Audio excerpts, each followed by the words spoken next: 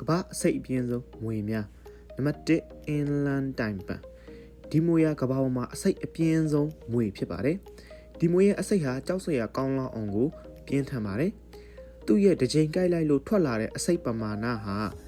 လူကြီးအယောက်100သို့မဟုတ်ကြွအကောင်ကြီး2သိန်းခွဲကိုတပြိုင်နက်သေစေနိုင်တဲ့အထိပြင်းအားရှိပါတယ်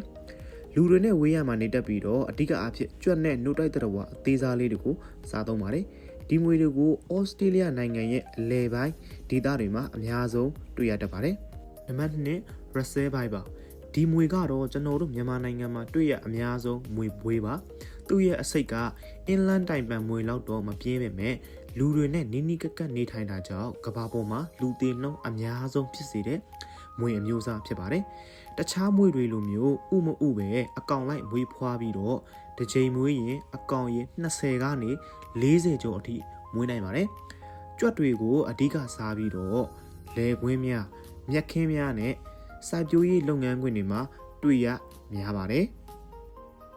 နံပါတ်3 Black Mamba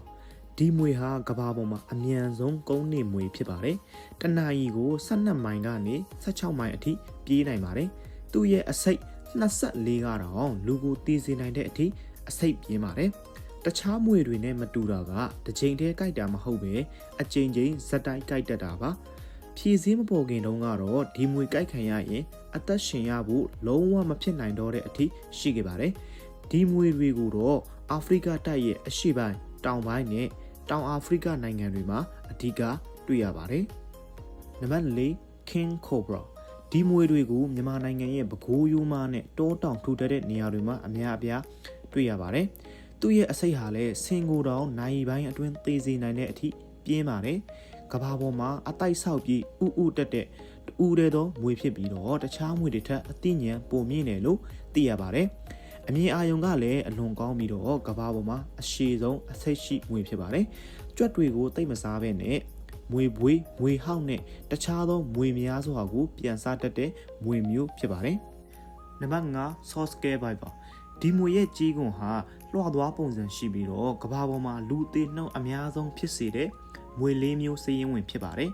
သူ့ရဲ့အစိတ်ပြင်းအားဟာဗျမ်းမြလူ2ယောက်ကနေ9ယောက်အထိကိုသေစေနိုင်ပါတယ်ရန်သူကို6လမ်းတဲ့အခါမှာတခြားမွေတွေလိုပါဇက်ကနေအတန်မပြုတ်လို့ပဲသူ့ရဲ့ခန္ဓာကိုယ်ကိုတစ်ခုနဲ့တစ်ခုပွတ်တိုက်ပြီးလွှတ်တန်ကဲ့သို့ကျေလောင်တဲ့အတန်ကိုထွက်ပေါ်စေပါတယ်